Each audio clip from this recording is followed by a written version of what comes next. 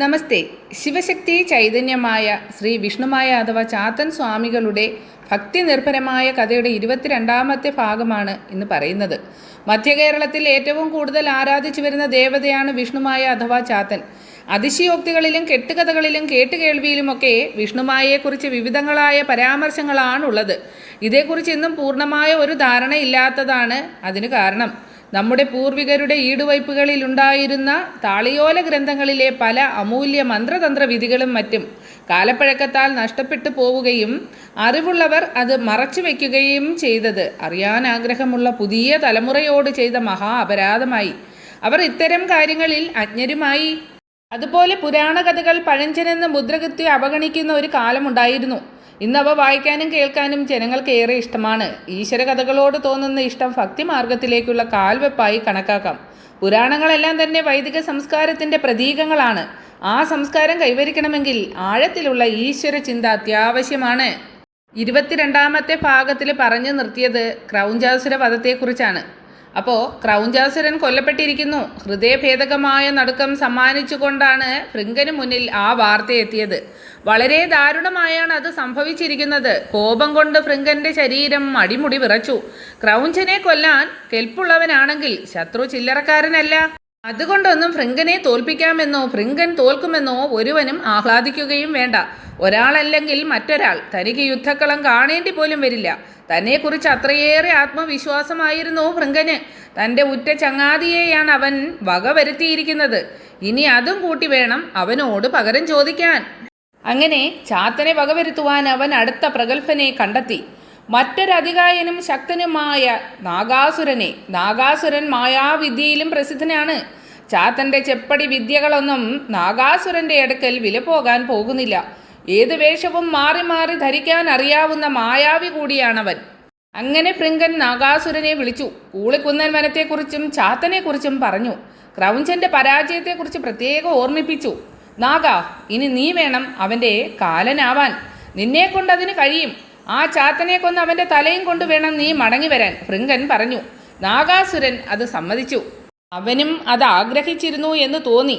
ഉറ്റ തോഴനെയും വിശ്വസ്ത സ്നേഹിതനെയുമാണ് ക്രൗഞ്ചൻ്റെ മരണത്തോടെ തനിക്ക് നഷ്ടപ്പെട്ടിരിക്കുന്നത്. ഭൃങ്കൻ കൽപ്പിച്ചില്ലായിരുന്നെങ്കിൽ പോലും ഒരു പക്ഷേ ചാത്തൻ വധത്തിന് അവൻ ഇറങ്ങി തിരിച്ചേനെ.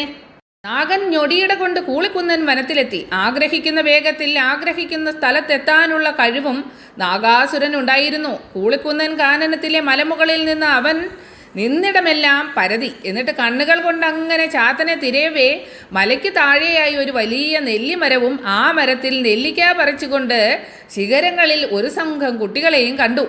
ആ കൂട്ടത്തിൽ അതികോമളനായ ഒരു കുട്ടിയെ അവൻ പ്രത്യേകം ശ്രദ്ധിച്ചു. അത് തന്നെയായിരിക്കും ചാത്തൻ.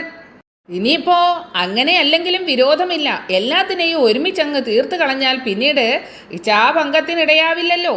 ഒടുവിൽ അതിനുള്ള മാർഗം നാഗൻ കണ്ടെത്തി. താൻ നിൽക്കുന്ന മലയുടെ നേരെ താഴെയാണ് ആ മരം നിൽക്കുന്നത്. ഇവിടെ നിന്ന് മാന്ത്രിക വിദ്യ കൊണ്ടൊരു വലിയ കല്ലിളക്കി താഴേക്ക് വീഴ്ത്തിയാൽ അത് പോകും വഴിയുള്ളതെല്ലാം പിഴുതു കൊണ്ടുപോയിക്കോളും. ഒപ്പം ആ മരവും. അതോടെ കുട്ടികളെല്ലാം എരിഞ്ഞമരും. ചാത്തനും കൂട്ടുകാരും തങ്ങളെ ചുഴുന്ന അപകടത്തെക്കുറിച്ചൊന്നും അറിയാതെ ഉല്ലാസത്തോടെ ആ മരശിഖരങ്ങൾ തോറും ചാടിത്തുള്ളി നടക്കുകയാണ്. ഇടയ്ക്ക് വലിയ നെല്ലിക്കയും പറിച്ചു തിന്നും. ആ പടുകൂറ്റൻ നെല്ലിമരത്തിൽ ഏത് കാലത്തും കായ്കൾ ഉണ്ടാവുമായിരുന്നു. ആ കൂട്ടുകാരുടെ സ്ഥിരം താവളമാണത്. ആറാം ഇന്ദ്രിയത്തിൻ്റെ മുന്നറിയിപ്പ് പോലെ എന്തോ ഒരു സംശയം തോന്നിയ ചാത്തൻ മലമുകളിലേക്കൊന്ന് നോക്കി. അവിടെ നിന്നൊരു ഭീമൻ പാറ അടരാൻ തുടങ്ങുന്നു. കൂട്ടരെ, എല്ലാവരും പെട്ടെന്ന് താഴേക്ക് ചാടൂ. ഇറങ്ങാൻ സമയമില്ല. നിങ്ങൾക്കൊന്നും പറ്റില്ല. ഞാൻ നോക്കിക്കൊള്ളാം. വെറുതെ ഒന്നും ചാത്തൻ അങ്ങനെ ആവശ്യപ്പെടില്ലെന്ന് അവർക്കറിയാം. ചാത്തൻ പറഞ്ഞാൽ എന്തു ചെയ്യാനും ഭയക്കുകയും വേണ്ട. ചാത്തനും കൂട്ടുകാരും തൽക്ഷണം താഴേക്ക് ചാടി. അന്തരീക്ഷത്തിലൂടെ ഒഴുകിപ്പോകും പോലെയാണ് അവർക്ക് തോന്നിയത്. സ്വാഭാവികമായി ഇറങ്ങി വന്നു നിന്നതുപോലെ അവർ മരച്ചുവട്ടിലെത്തി നിന്നു. അവരെല്ലാം എന്നിട്ടിങ്ങനെ പൊട്ടിച്ചിരിക്കുകയാണ്. പക്ഷേ ചാത്തൻ്റെ ശ്രദ്ധ അടർന്നു വരുന്ന ആ ഭീമൻ കല്ലിലേക്കായിരുന്നു. എല്ലാവരും ഇടതുവശത്തെ ആ കുറ്റിക്കാട്ടിലേക്ക് ഓടൂ, വേഗം വേഗം. ചാത്തൻ്റെ ആ നിർദ്ദേശവും കൂട്ടുകാർ പാലിച്ചു. ചാത്തൻ ആ നെല്ലിമരത്തിൽ ചാരി താഴേക്ക് വരുന്ന കല്ലിനു നേരെ നീങ്ങി നിന്നു. മലമുകളിൽ നിന്ന് അടർന്ന് താഴേക്ക് വരുന്ന കല്ല് പതിക്കുന്ന ഭാഗമെല്ലാം തകർത്ത് ഒരു പടുകൂറ്റൻ മല മറിഞ്ഞു വരും പോലെയാണ് കുതിച്ചെത്തുന്നത്. ചാത്തൻ വലതു കൈ ആ കല്ലിന് നേരെ ചൂണ്ടി. അവൻ്റെ ഉള്ളം കൈയിൽ നിന്നൊരു പ്രകാശകിരണം അടർന്നു വരുന്ന മലയുടെ നേരെ പായുന്നത് കുറ്റിക്കാട്ടിൽ അഭയം തേടിയ കൂട്ടുകാർ കണ്ടു. അപ്പോഴാണ് തങ്ങളെ കാത്തിരുന്ന അപകടത്തിൻ്റെ വ്യാപ്തി ആ ചങ്ങാതിമാർ തിരിച്ചറിഞ്ഞത്. ചാത്തൻ തങ്ങളെ രക്ഷിക്കുകയായിരുന്നു. എല്ലാം തകർത്ത് കുതിച്ചു വന്ന ആ പാറ മലയുടെ ചുവടിലെത്തിയപ്പോൾ നിശ്ചലമായി. ഒപ്പം ഇടിഞ്ഞു വന്ന മണ്ണ് അതിന് ചുറ്റും ഉറച്ചു. ഇനി ആ കല്ലിന് ചലിക്കാനാവില്ല. ആ കാഴ്ച കണ്ട് മലമുകളിൽ നിന്നിരുന്ന നാഗാസുരൻ ഞെട്ടി. നെല്ലിമരത്തോടൊപ്പം ചാത്തനും മൺമറയുന്ന കാഴ്ച കാണാൻ നിന്ന നാഗന് നിരാശയാണ് തോന്നിയത്. അപ്പോൾ മരത്തിൽ ചാരി നിൽക്കുന്നവനാണ് ചാത്തനെന്ന് അവൻ തിരിച്ചറിയുകയും ചെയ്തു. കൂട്ടുകാരെല്ലാവരും ചാത്തന് ചുറ്റും കൂടി. നാഗാസുരൻ അപ്പോൾ മറ്റൊരു വേഷമാറ്റം നടത്തുകയായിരുന്നു. ഇത്തവണ അവൻ സാക്ഷാൽ നാഗം തന്നെയായി. നെല്ലിമര ചുവട്ടിൽ നിന്ന് നടന്നു നീങ്ങാൻ തുടങ്ങിയ ചാത്തൻ്റെയും കൂട്ടുകാരുടെയും മുന്നിൽ ഓലക്കുടയോളം വലിപ്പമുള്ള പത്തിയും വിരിച്ച് നാഗൻ നിന്നു. ചാത്തൻ്റെ കൂട്ടുകാർ അവൻ്റെ പിന്നിലേക്ക് ഇങ്ങനെ ഒളിച്ചു. നാഗൻ കൊടുവിഷം അവർക്ക് നേരെ വർഷിച്ചു. ആ വിഷവായുവേറ്റ് ചാത്തനൊഴികെ മറ്റെല്ലാ ചങ്ങാതിമാരും ഇങ്ങനെ കുഴഞ്ഞു വീണു. ചാത്തനെ വിഷം സ്പർശിച്ചതേയില്ല. വിഷമേൽക്കാതെ നിന്നിരുന്ന ചാത്തനെ കണ്ട് നാഗൻ അവൻ്റെ നേരെ കുതിച്ചിങ്ങനെ ഇഴഞ്ഞു. ഇതും ഏതോ അസുരനാണെന്ന് അവന് ഉറപ്പായി കഴിഞ്ഞു. ചാത്തനെ ഇടംബലം വിടാതെ പ്രതിരോധം തീർത്തു നിൽക്കുന്ന നാഗന്റെ നേരെ അപ്രതീക്ഷിതമായി ചാത്തൻ ചാടി വീണ് അവൻ്റെ കഴുത്തിൽ പിടുത്തമിട്ടു. നാഗാസുരന്റെ ശ്വാസം നിലച്ചു പോകും പോലെയായിരുന്നു ആ പിടുത്തം. ഇവൻ എന്തായുധം കൊണ്ടാണ് തൻ്റെ കഴുത്തിൽ പിടിച്ചിരിക്കുന്നത്?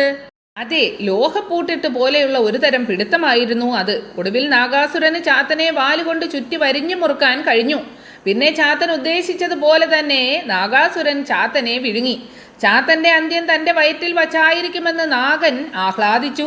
ഭൃങ്കൻ തന്നെ ഏൽപ്പിച്ച ജോലി ഭംഗിയായി നിർവഹിക്കാൻ തനിക്ക് കഴിഞ്ഞല്ലോ. എന്നാൽ വിധിയാവട്ടെ മറ്റൊന്നായിരുന്നു. അതുതന്നെ സംഭവിക്കുകയും ചെയ്തു. നാഗാസുരന്റെ വയറ്റിലെത്തിയ ചാത്തൻ തൻ്റെ വിശ്വരൂപം സ്വീകരിച്ചു. നാഗന്റെ വയർ വല്ലാതെ വീർക്കാൻ ആരംഭിച്ചു. അവന് നിൽക്കക്കള്ളി ഇല്ലാതായി. മരണവെപ്രാളത്തോടെ അവൻ വല്ല വിധേനയും ഉരുണ്ടു മറിഞ്ഞു പിടഞ്ഞ് ഇങ്ങനെ അടുത്തുണ്ടായിരുന്ന കുളത്തിലേക്ക് ചാടി. ആ നിമിഷം ഠേന്ന് വലിയൊരു ശബ്ദം ഉയർന്നു. നാഗാസുരന്റെ വയർ പൊട്ടിപ്പൊളിഞ്ഞ് ചാത്തൻ അതാ കുളത്തിൽ നിന്ന് നീന്തി കയറുന്നു. അസുരന്റെ പിളർന്നു പൊട്ടിയ വയറിലൂടെ ശരീരത്തിലെ രക്തം അപ്പാടെ വാർന്നൊഴുകി കുളത്തിലെ വെള്ളത്തിൽ ലയിച്ചു. അങ്ങനെ കൂളിക്കുന്നൻ വനത്തിൽ ഒരു രക്തക്കുളമുണ്ടായി. ആ കുളം ഇന്നും അവിടെയുണ്ട്. രക്തനിറമാർന്ന ജലം നിറഞ്ഞ് വേനലിലും വർഷത്തിലും ഒരുപോലെ. അപ്പോൾ ചാത്തൻ്റെ ഉള്ളം കൈയിൽ നിന്നും പ്രകാശകിരണങ്ങൾ മയങ്ങി വീണ ചങ്ങാതിമാരുടെ നെറുകയിൽ പൊതിഞ്ഞു മറഞ്ഞു. രക്തക്കുളത്തിൽ ചത്തു പൊന്തിക്കിടക്കുന്ന നാഗാസുരനെ കുറിച്ച് ഭടന്മാർ ഭൃങ്കനെ അറിയിക്കുകയും ചെയ്തു. അപ്പോൾ തന്നെ മയങ്ങി വീണ ചങ്ങാതിമാരെയും ഉണർത്തി എഴുന്നേൽപ്പിച്ചുകൊണ്ട് ചാത്തൻ മലയ കൊട്ടാരത്തിലേക്ക് നടക്കുകയായിരുന്നു. ചാത്തൻ്റെ കൈലാസയാത്രയെക്കുറിച്ചുകൂടി ഈ ഭാഗത്ത് പറയാം. അപ്പോൾ ഒരു ദിവസം തൻ്റെ ഇഷ്ടവാദ്യമായ ഈഴാറയും മൂളിച്ച് കാനന ഭംഗി ആസ്വദിച്ച് വനത്തിലൂടെ നടക്കുകയായിരുന്നു ചാത്തൻ. ആ നേരത്താണ് നാരദ മഹർഷിയുടെ ആഗമനം. നാരായണ നാരായണ എന്ന് വിളിച്ചുകൊണ്ട് മുനി വരികയാണ്. അപ്രതീക്ഷിതമായി മുന്നിലെത്തിയ മഹർഷിയെ കണ്ട് അവൻ ആഹ്ലാദിച്ചിങ്ങനെ പാദത്തിലേക്ക് വീണ് ചാത്തൻ സാഷ്ടാംഗം പ്രണമിച്ചു. പിന്നെ കൂപ്പുകൈയോടെ മുന്നിൽ നിന്നു. അവൻ്റെ ആ വിനയവും ഭക്തിയും നാരദ മഹർഷിക്ക് വല്ലാതെ ഇഷ്ടമായി. അദ്ദേഹം അവനെ അനുഗ്രഹിച്ചു. ചാത്ത, ഞാനൊരു പ്രധാന ദൗത്യവുമായാണ് നിന്റെ മുന്നിൽ എത്തിയിരിക്കുന്നത്. കൈലാസത്തിൽ നിന്ന് ശ്രീ പരമേശ്വരനും പാർവതീദേവിയും നിന്നെ അറിയിക്കാൻ ഒരു സന്ദേശം നൽകിയിട്ടുണ്ട്. എന്തു തന്നെയായാലും പറയൂ മഹർഷിയെ, അതനുസരിക്കാൻ ഞാൻ ബാധ്യസ്ഥനാണ്. ചാത്തൻ പറഞ്ഞു. ചാത്ത, പാർവതി പരമേശ്വരന്മാർ നിന്നെ കാണാൻ ആഗ്രഹിക്കുന്നു. എത്രയും വേഗം നീ അമ്മയുടെ അനുഗ്രഹവും വാങ്ങി കൈലാസത്തിലേക്ക് പുറപ്പെടണം. ഇപ്പോൾ തന്നെ അങ്ങനെ ചെയ്യാം മഹർഷിയെ. നാരദ മഹർഷിയുടെ വാക്കുകളെ അവൻ ആദരിച്ചു. നിന്റെ അവതാര ഉദ്ദേശത്തെക്കുറിച്ച് എന്തെങ്കിലും അറിയുമോ നിനക്ക്? അവൻ ശ്രദ്ധയോടെ ഇങ്ങനെ മഹർഷിയെ നോക്കി. ഭൂലോകത്തെ ഞെട്ടിപ്പിച്ച് ലോകർക്കെല്ലാം ഭീഷണിയായി ജീവിക്കുന്ന ഭൃങ്കാസുരനെ വധിച്ച് ഭൂലോകത്ത് ശാന്തിയും സമാധാനവും ഉണ്ടാക്കി അവരെ പരിപാലിക്കുക എന്നതാണ് നിന്റെ അവതാര ദൗത്യം. ബാക്കി വേണ്ടതെല്ലാം നിന്റെ മാതാപിതാക്കൾ പറഞ്ഞു തരും. നിനക്ക് നന്മ ഭവിക്കട്ടെ. നാരായണ നാരായണ. അങ്ങനെ ചാത്തനെ ഒരിക്കൽ കൂടി അനുഗ്രഹിച്ച് നാരദ മഹർഷി അപ്രത്യക്ഷനായി. ചാത്തൻ പിന്നെ തെല്ലും വൈകിയില്ല. അവൻ അമ്മയുടെ അടുത്തെത്തി. അമ്മേ, പാർവതി പരമേശ്വരന്മാർ എന്നെ കാണാൻ ആഗ്രഹിക്കുന്നു അത്രേ.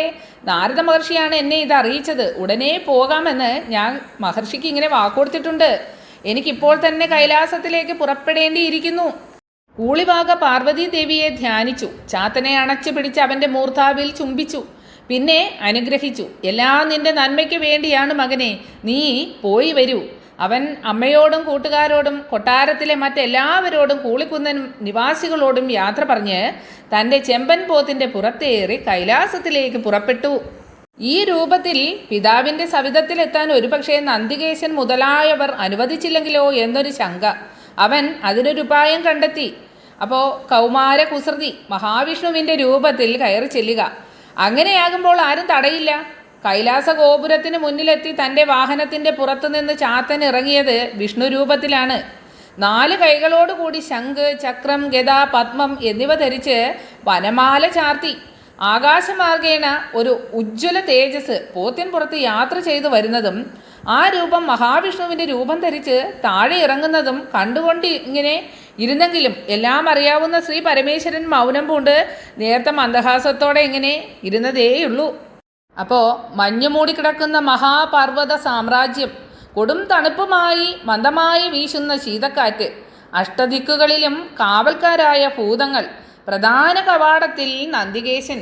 കൈലാസത്തിൽ കാലുകുത്തിയ നിമിഷം ജീവിതം ധന്യമായതുപോലെയാണ് ചാത്തന് തോന്നിയത്.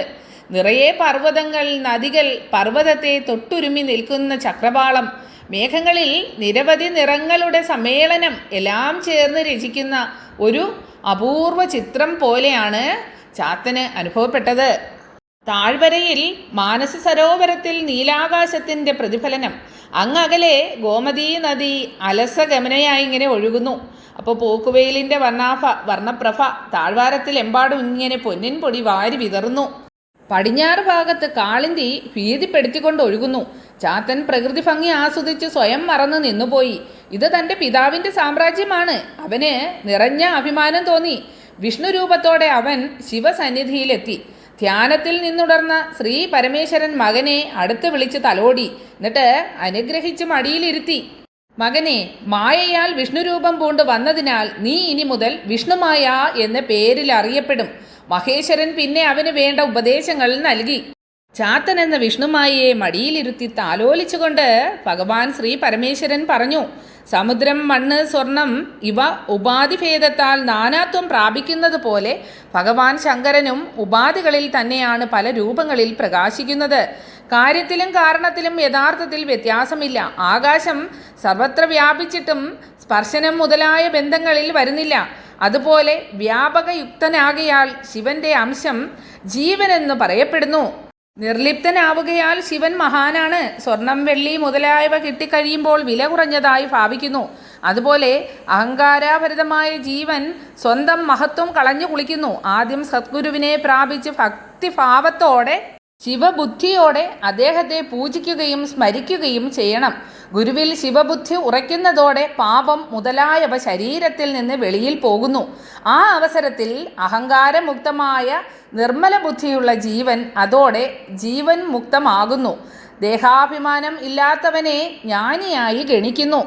കലികാലത്ത് ലോകത്തിൽ ധർമ്മം ക്ഷയിക്കുകയും അധർമ്മം വർദ്ധിക്കുകയും ചെയ്യും. നമ്മുടെ സൂക്ഷ്മഭൂത സഞ്ചയങ്ങളുടെ ആധിപത്യം നിന്നിൽ നിക്ഷിപ്തമായതുകൊണ്ട് ആ ഘട്ടത്തിൽ നീ ശക്തിയുക്തം ലോകത്രാണനം ചെയ്യുക. അപ്പോൾ ഭൂതപ്രേത പിശാചുക്കളെ കൊണ്ടോ മരണാദി ദുഷ്കർമ്മങ്ങളെ കൊണ്ടോ വിഷമിക്കുന്നവരെ പരിരക്ഷിക്കുക.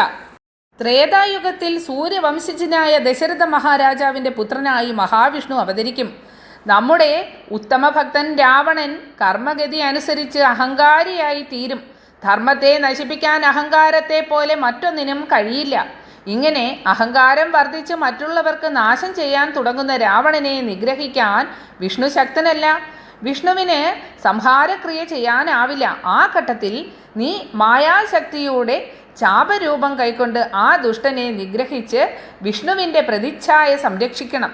അതുപോലെ ദ്വാപരയുഗത്തിൽ ദുഷ്ടനിഗ്രഹം നടത്തി ശിഷ്ടപരിപാലനത്തിനായി മഹാവിഷ്ണു കൃഷ്ണനായി അവതരിക്കുമ്പോൾ യഥാസമയം നീ സുദർശന ചക്രമായി മാറി സംഹാരം നടത്തുക.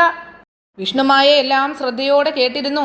ഭഗവാൻ തുടർന്നു, നോക്കൂ മകനെ, സംഹാരക്രിയയ്ക്ക് ശക്തിയില്ലാത്ത വിഷ്ണുവിന് പലപ്പോഴും ധർമ്മരക്ഷാർത്ഥം അവതരിക്കേണ്ടി വരും. ആ ഘട്ടങ്ങളിലെല്ലാം തന്നെ മായയായി സഹകരിച്ച് നീ സഹായത്തിനെത്തണം. തുടർന്ന് ലോകത്തിൻ്റെ ഉൽപ്പത്തി, പരിണാമം, സ്ഥിതി, ലയം എന്നിവയെക്കുറിച്ചെല്ലാം ശ്രീ പരമേശ്വരൻ പറഞ്ഞു കേൾപ്പിച്ചു. ഇനി നീ ശക്തി സ്വരൂപിണിയായ നിന്റെ മാതാവിൻ്റെ അടുത്ത് പോയി നമസ്കരിക്കുക. ഇനി നിന്റെ അമ്മ വേണ്ടതുപോലെ പറഞ്ഞു തരും. വിഷ്ണുമായയെ ശ്രീ പരമേശ്വരൻ പാർവതീ സന്നിധിയിലേക്ക് അയച്ചു. അപ്പോൾ വിഷ്ണുമായ ചാത്തന് ആ വിഷ്ണുമായ എന്നുള്ള പേര് എങ്ങനെ വന്നെന്നുള്ളതും അതുപോലെ തന്നെ വിഷ്ണുമായയുടെ ശക്തി എന്താണെന്നുള്ളതും എല്ലാവരും അറിഞ്ഞിരിക്കുക. ഈ ഭക്തി നിർഭരമായ ഭാഗം ഇവിടെ നിർത്തുന്നു. ഇനി ഉടനെ അടുത്ത ഒരു ഭാഗം എല്ലാവർക്കും കേൾക്കാം. ഇനി ഒരു 2-3 ഭാഗം കൂടി ആകുമ്പോൾ ഈ വിഷ്ണുമായയുടെ ഈ അതിമനോഹരമായ കഥ ഇവിടെ തീരുകയാണ്. അപ്പോൾ എല്ലാവരും കേൾക്കുക, വിഷ്ണുമായയെ അറിഞ്ഞിരിക്കുക. ചാത്തനെ ഇങ്ങനെ ചിലർക്കൊക്കെ ഭീതിയാണ്, ഭയമാണ്. അതിൻ്റെ ഒന്നും ആവശ്യമില്ല. ഈ കഥ കേൾക്കുന്നവർക്ക് വിഷ്ണുമായ ആരാണെന്നും എന്താണെന്നും മനസ്സിലാക്കാൻ കഴിയും. അപ്പോൾ എല്ലാവരെയും ഭഗവാൻ അനുഗ്രഹിക്കട്ടെ. ഹരേ കൃഷ്ണ.